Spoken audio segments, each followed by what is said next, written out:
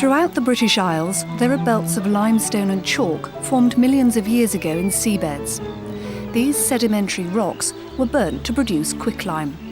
Quicklime is the fundamental ingredient of lime mortars. Over the last 100 years or so, Portland cement has largely replaced lime as the binding agent in mortars. Cement factories still require limestone, and it's no coincidence that most of them are located near the raw material. St Blaise repairs historic buildings, and its sister company, Rose of Jericho, provides the traditional lime mortars, plasters and renders to do so. Rose of Jericho buys its lime from various sources. It includes the quarries in Cheddar, the quarries in Buxton in Derbyshire, but we're probably most interested in a local lime from Shillingston in Dorset, because it is a lime that is not particularly pure. The other two limes are produced specifically for the steel and the chemical industries, and therefore a very high purity. Traditional building limes weren't pure materials, and the Shillingston lime has the characteristic of traditional building limes with all the impurities that give it the character and the patina and the quality of age. It is a much more traditional material. And we generally buy it in as burnt quicklime, which we then slake on the premises. In other words, limestone is quarried at the quarry and burnt in kilns at the quarry. It comes to us and we slake it here. Quicklime is a highly reactive material. When mixed with water, there's a violent exothermic reaction as it slakes or slacks its energy by reacting with the water to produce calcium hydroxide, lime putty.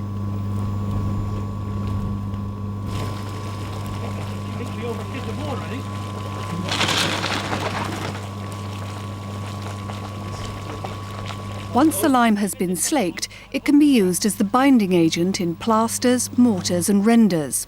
These set by carbonation, a slow reaction between calcium hydroxide and carbon dioxide in the air. This forms calcium carbonate, or limestone once again, hence the lime cycle. Once the lime putty is mature, and how mature it is should be differs really in many people's opinions, but the Romans had a law at one stage that lime putty had to mature for 2 years. It's good to let lime putty mature a long time for fine plasterwork where any possible reactivity must have finished so that it doesn't pop and blow the surface. But generally about 4 weeks of maturity is the minimum. 2 months is, say, better. It can then be mixed with the aggregate in the predetermined mix that you have decided, and again allowed to sit with its aggregate, to mix with it intimately, to coat the surfaces intimately, and to make as plastic a mix as possible with as little water content. One can mix materials traditionally, but we live in a commercial world and most building contracts are highly commercial contracts. There's no difficulty in using all modern aids to mix lime and aggregates if it saves time and money. However, it is important when mixing the aggregates with the lime that it is pounded, chopped and turned, and that should be borne in mind when using a cement mixer. It's better to use a mortar mill because a mortar mill does have the pounding, chopping, churning action, which a conventional cement mixer doesn't have. The more mature lime putty is, the more plastic it becomes without being dependent on water. This is important because lime shrinks considerably on drying, and the less water there is, the less shrinkage there'll be. A mature lime putty, well beaten with its aggregates, with no added water, is a material that will set firm and shrink little during setting. In conservation, matching like for like is an important principle. Reproducing all the vagaries of local aggregates and limes in one centralised mixing plant is a complex task.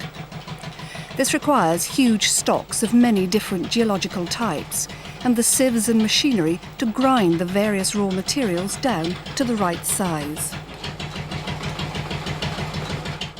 Aggregates are extremely important, and it's one of the difficulties we have nowadays, and that all aggregates comply with British standards. We think of aggregates as sands. In fact, sands were fairly irrelevant in the past. Sands were hardly ever used as aggregates, and they were only used in the localities of the building which happened to have sand, such as the heathland areas of Sussex or South Dorset. The aggregates mixed with the lime depended entirely on what was dug up in the locality, and it would be clay in some areas, mud in other areas, chalk elsewhere, basalts, schists, any of the local materials of the local geology. Possibly the most important thing, though, is hydraulicity, or the ability of the aggregate to react chemically with the lime, which is called a pozzolanic or a hydraulic reaction, where some aggregates, for instance some clays, may have some chemical activity which make a stronger set.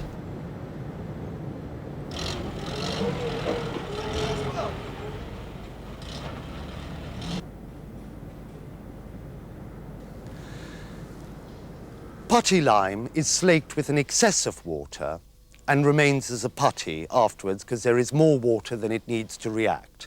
It is the better product for traditional building. Hydraulic lime is a lime burnt out of an impure limestone, usually containing argillaceous or clay impurities. These impurities are reactive when fired and react with the calcium carbonate or calcium oxide of the limestone to produce chemical sets, strong chemical sets, akin but not like to the sets produced in modern cements. Most traditional mortars were either feebly or moderately and occasionally eminently hydraulic, because very few limestones are actually pure. Hydrated lime, or the lime that is available commercially in bags as a dry white powder, is quicklime slaked with a chemically correct quantity of water such that all the water reacts with the lime and there is no excess. So you mix the two together, you get a reaction, all the water reacts with the lime, and it ends up as a dry powder in itself. This is a modern way of producing lime, and it produces an inferior material to putty lime, where the lime is slaked with an excess of water and left to mature under water. There is great debate about whether people used hydraulic limes deliberately or accidentally, or whether they added pozzolanic aggregates which give the same sort of chemical action as hydraulic limes have, deliberately or accidentally.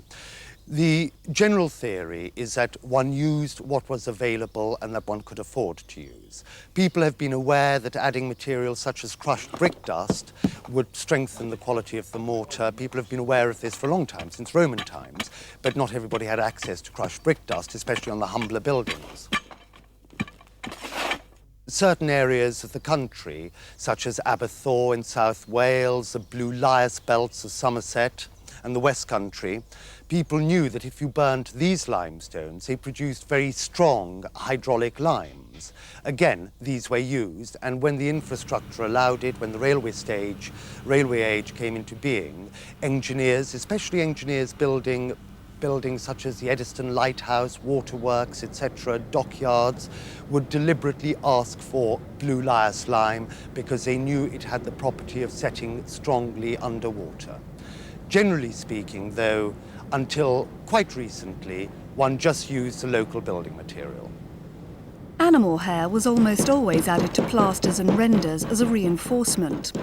Limes are generally weak and tend to shrink on drying.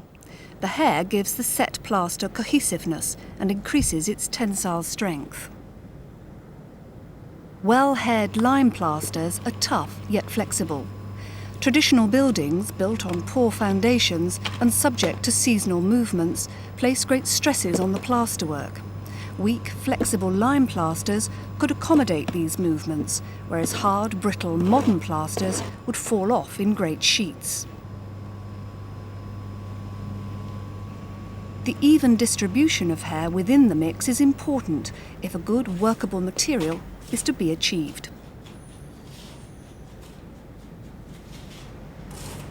It's quite important to understand that there isn't necessarily any difference, conscious or unconscious, between a lime mortar for masonry or a lime mortar for fine plasterwork or a lime mortar for render. There is no fixed recipe for any mortar unless one's building new without any precedent from the past. Our approach is very simply match like for like. Therefore, we will match the original masonry mortar and we will match the original render mortar. And as often as not, because materials were so expensive to transport before there was a road and rail infrastructure, the mortar for the masonry and the render would be exactly the same. Perhaps the mortar for the fine finish for the plaster, if indeed it had a fine finish at all, would have been exactly the same mortar, or mortar made out of the same aggregates, but just sieved quite finely to give the fine finish. Nowadays, we tend to give quite sophisticated recipes, but we only have that privilege because we have such a vast amount of different sands to choose from, so we can tailor-make our recipes. If there is original work that remains extant in the building, that original work should be analysed, and the mortar used, whatever its purpose, should match that original work. If it was good enough for them in the past, it's good enough for us now today. Lime was also used as a paint, as lime wash. Lime washes are used for two reasons. One is as a paint to decorate a surface, and secondly, to protect a surface. Now, this is particularly true where the surface is, for instance, a new lime render, which needs to be protected for a period of a few months until it's fully carbonated. Lime washes are calcium hydroxide in water. They can be made in two ways, either by diluting lime putty or by slaking a controlled quantity of quicklime into a controlled quantity of water. There are various additives that are used to improve the durability of lime washes for when they're to be used externally. Now, these additives include tallow, linseed oil and casein, and these materials improve the water shedding properties of a lime wash without affecting its permeability. The colours used in lime washes were historically locally available. So they included red earths in Devon, blood, for instance, was used in Suffolk, and various other substances. But clearly, as trade developed, pigments were imported into this country, and so pigments from Europe and even further afield became available. So here we have a light yellow or a cream lime wash, and in fact this is now ready for use. It can be used hot. Lime washes, of course, can be applied to brick, especially porous brick and limestone, in addition to lime plasters and lime renders. Lime washes are quite translucent when they're first applied, and the full opacity doesn't come through until the lime wash has carbonated. Lime washes, unlike paint, actually set. They don't dry in the way that a paint does. They carbonate and set in exactly the same way as a lime mortar does. They absorb atmospheric CO2. Normally applied in 3 coats. Lime wash, if you like, is the last stage of the lime system. So it needs to be, it is a permeable coating applied to a permeable surface. Lime washes are actually quite cheap. We charge about £30 for 3 gallons of lime wash, so it's probably cheaper than emulsion. Geology is fundamental to successful mortar analysis. However clever the scientists are in identifying the chemical makeup, it's the local geology that will usually determine its nature. Analysis enables us to identify the binder-aggregate ratio and the nature of the binder. Is it a pure fat lime? Were pozzolans added? Was the lime hydraulic? Was there a cementitious set? Analysis should also identify the aggregate. Is it a silica sand? Is it a limestone? Is it argillaceous, a clay material? Good kitchen sink chemistry and sophisticated lab techniques, such as differential thermal analysis, tempered by craft-based experience, can provide accurate results.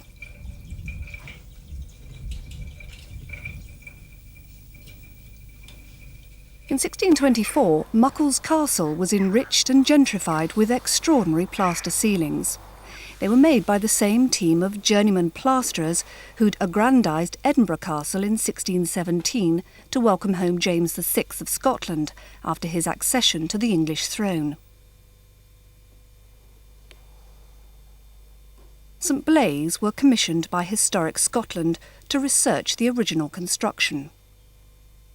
First of all, this is deliberately roughly made. It is deliberately badly made, and that's the interesting point for us, how rough it is and how our preconceptions about how good plasterwork was made are shattered.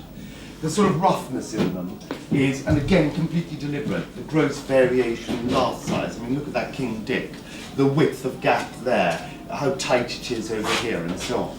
The rusty nails, the split ends, don't give a damn if the ends are split. Things like this, do you see that's loose? I mean, normally, do you see that bracket there and there? Normally you'd have a beautifully made mitre bracket, so that the laths actually, which was V-shaped.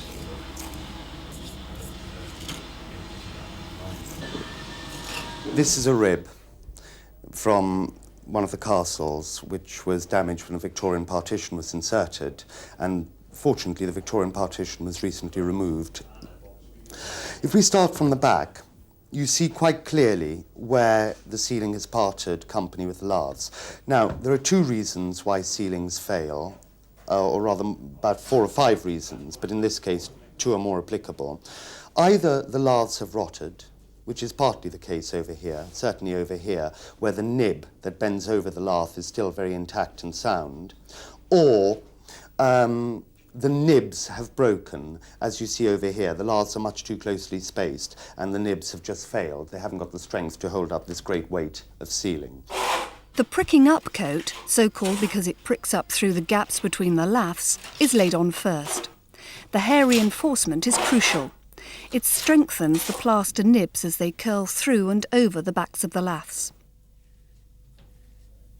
The decorative pattern is set out crudely, more by eye than geometry. It's stretched and squeezed to fit. The cornice is cored out by hand, and a crude template or horse is run along it to mould the profile. There are no running rules to guide it, and it's the vagaries of the hand that give so much charm to the rough and ready sophistication of this work. These plasterers were expert. There was only one way to do it, and that was the right way. This is your actual size? Although the plasterers were experts, they'd probably have found it very difficult to change their traditional practices.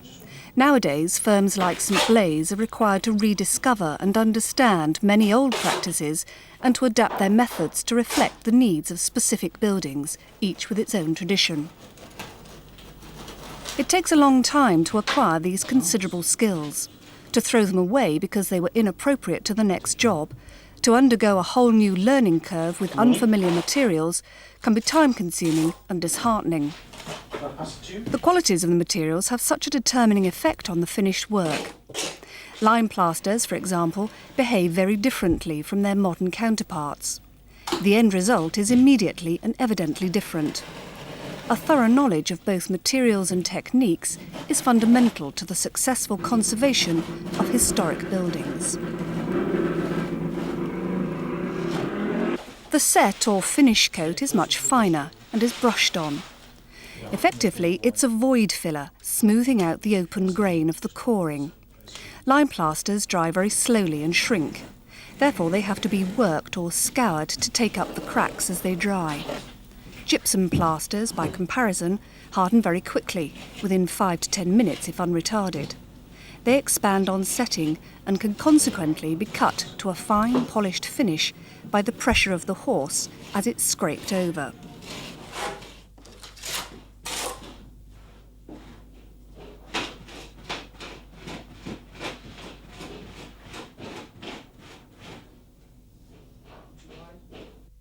Now, the process of actually reproducing these ceilings, and we're going to use the lyre enrichment as an example. So that's a schematic representation of the lyre.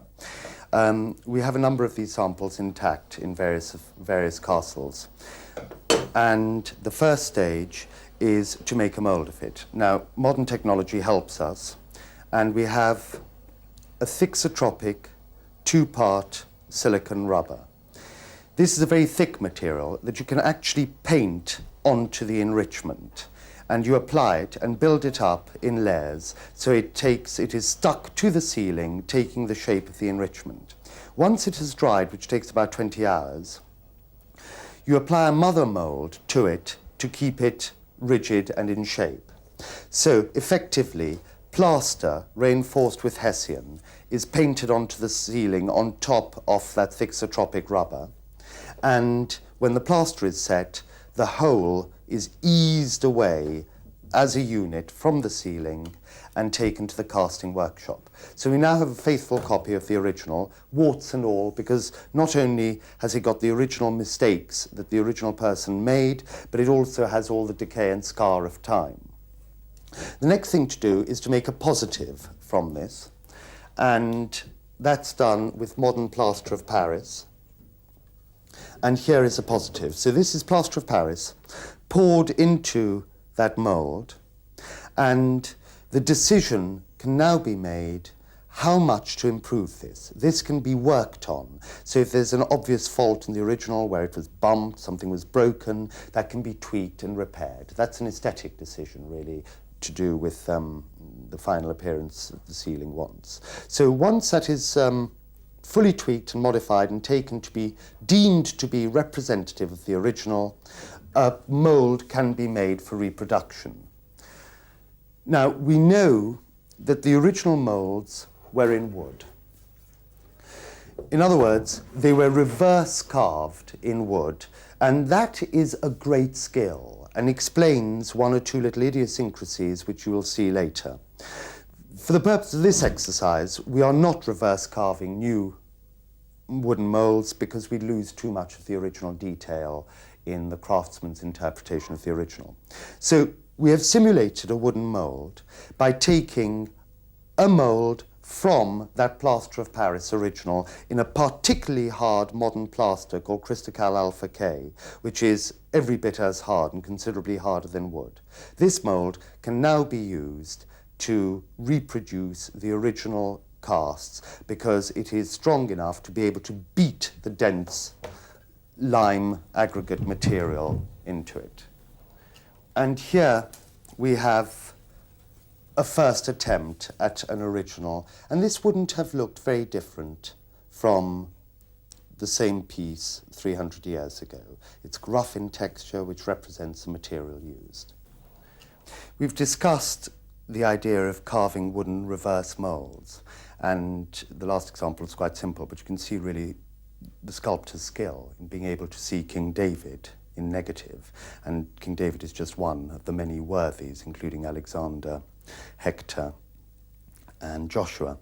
Now, having got through the agony of carving the most difficult bits in the negative, the easy bits apparently would be the lettering. And he slipped up. He's actually carved it in the positive.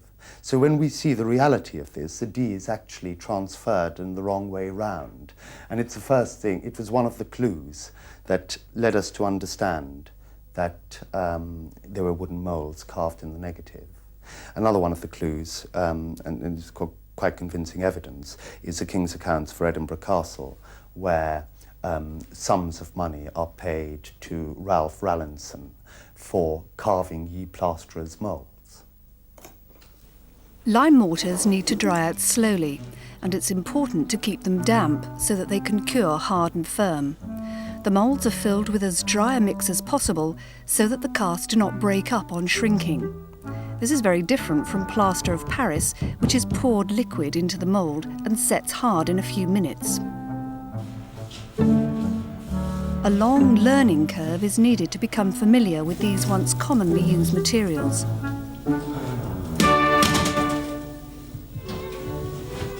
We're going to cleanse it.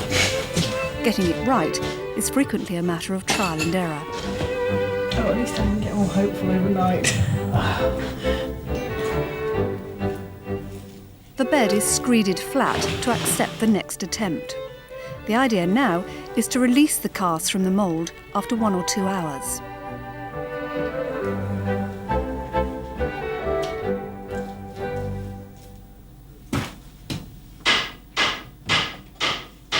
Are you in? This way just a little bit. That's it.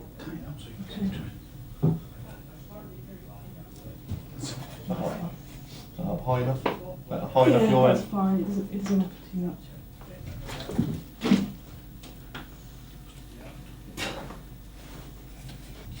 Even the applied mouldings were formed using wooden moulds released in situ. In modern plasterwork, these would be pre-cast on the bench and then fixed. Each would be identical to the last. The result would be uniform and perfectly symmetrical. On these ceilings, no line is straight, nothing is perfect. The beauty of this work is that it follows all the imperfections in the setting out of the building itself. Hence, if the walls aren't straight, if the room is not rectangular, if there are bumps and bends, the work will follow and accommodate all these irregularities and look the part. With modern precast fibrous plasterwork, bought in straight lengths or uniform curves, one of the problems is the often clumsy making good, where it doesn't precisely fit the room. Here all the mitres, the internal and external angles, are modelled in by hand and used to fudge the imperfections of technique.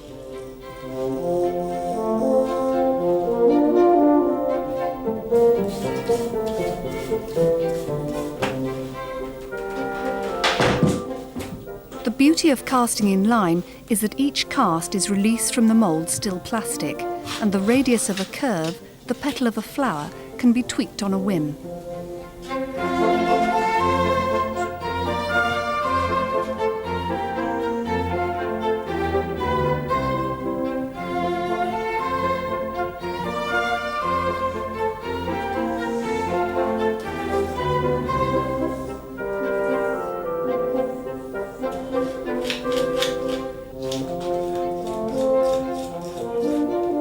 The interlace pattern is cast and applied in much the same way as the moulds on the friezes.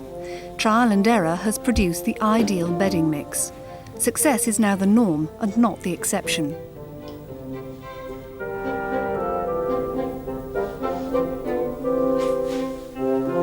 Even large casts like that of Queen Margaret can be successfully applied in one piece. Curiously, the final finishing coat is applied between the raised decoration. This is contrary to later practice, where all the flatwork is finished first and the decoration applied on top. Nowadays, ornate ceiling components can be bought off the shelf in fibrous plaster panels.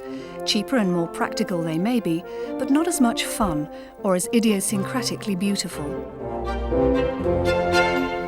Highcliffe Castle, completed in 1830, is built from many different limestones. Much of the stone is decayed, and lime mortars are essential in its conservation. Techniques include building up in lime mortar and consolidating decaying stonework by spraying it with lime-rich water, which precipitates within the stone. This great reticulated window in the softest of chalks is badly decayed. The beauty of lime mortars in this kind of repair is that they're soft, porous and breathable. They tend to erode sacrificially, safeguarding the stone underneath. A cementitious repair would accelerate the rate of decay. Moisture from wetting-drying cycles will evaporate at the interface with the dense impervious cement, allowing harmful soluble salts to crystallize in the chalk, destroying it. Any repair must be sacrificial to the fabric being conserved. Early cements were also used at Highcliffe Castle. Roman cement, one of the first natural cements, was popular in the 19th century. It could be cast or applied in situ and was much used for external enrichment and rendering. It was often used to simulate stone. Roman cement was made by burning nodules of septaria, a limestone rich in clays which sets hard and fast, much like modern cements do. It's not necessarily the best of materials and often fails prematurely, precisely because it is so hard. But conservation is about saving the past, warts and all, for the future. And this Victorian wonder material should be treated no differently. How buildings decay is a critical part of conservation. By repairing like for like, we leave a building to decay for future generations as it has decayed for us. Unfortunately, no one produces Roman cement today, and at Highcliffe, a repair mix has been devised, using materials to simulate the characteristics and physical properties of the original.